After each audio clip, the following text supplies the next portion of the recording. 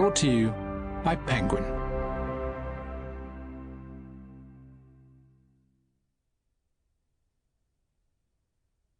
A Sort of Life by Greene. Read by Roger May. Only robbers and gypsies say that one must never return where one has once been. Kierkegaard. An autobiography is only a sort of life. It may contain less errors of fact than a biography, but it is, of necessity, even more selective. It begins later, and it ends prematurely. If one cannot close a book of memories on the deathbed, any conclusion must be arbitrary, and I have preferred to finish this essay with the years of failure which followed the acceptance of my first novel. Failure, too, is a kind of death. The furniture sold, the drawers emptied, the removal van waiting like a hearse in the lane to take one to a less expensive destination. In another sense, too, a book like this can only be a sort of life, for in the course of 66 years I have spent almost as much time with imaginary characters as with real men and women.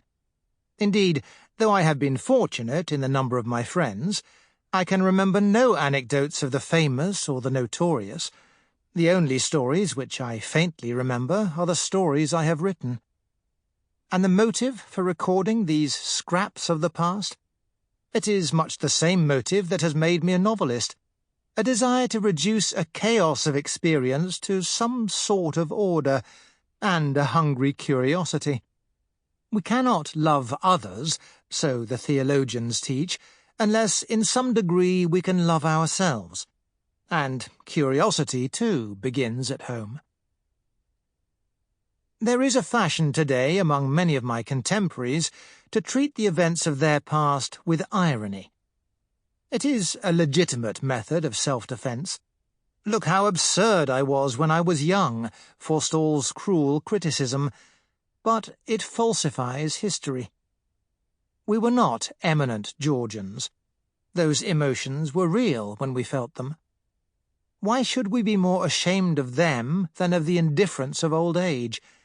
I have tried, however unsuccessfully, to live again the follies and sentimentalities and exaggerations of the distant time, and to feel them as I felt them then, without irony.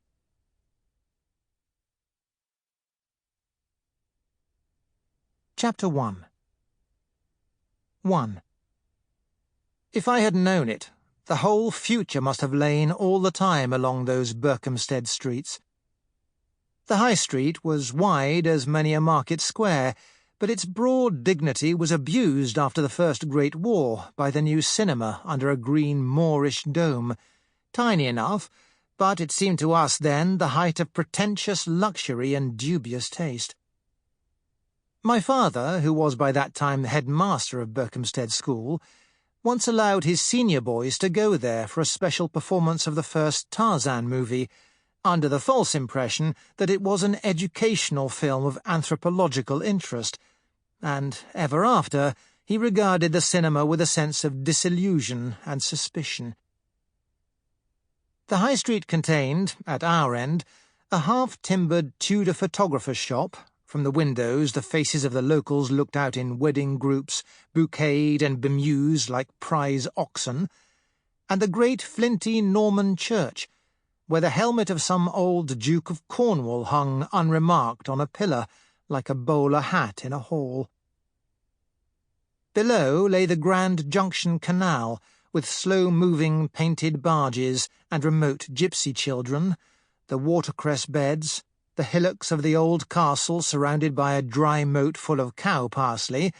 It had been built, so they said, by Chaucer, and in the reign of King Henry III it was besieged successfully by the French. The faint, agreeable smell of coal dust blew up from the railway, and everywhere were those curious individual Berkhamstead faces which I feel I could recognize now anywhere in the world.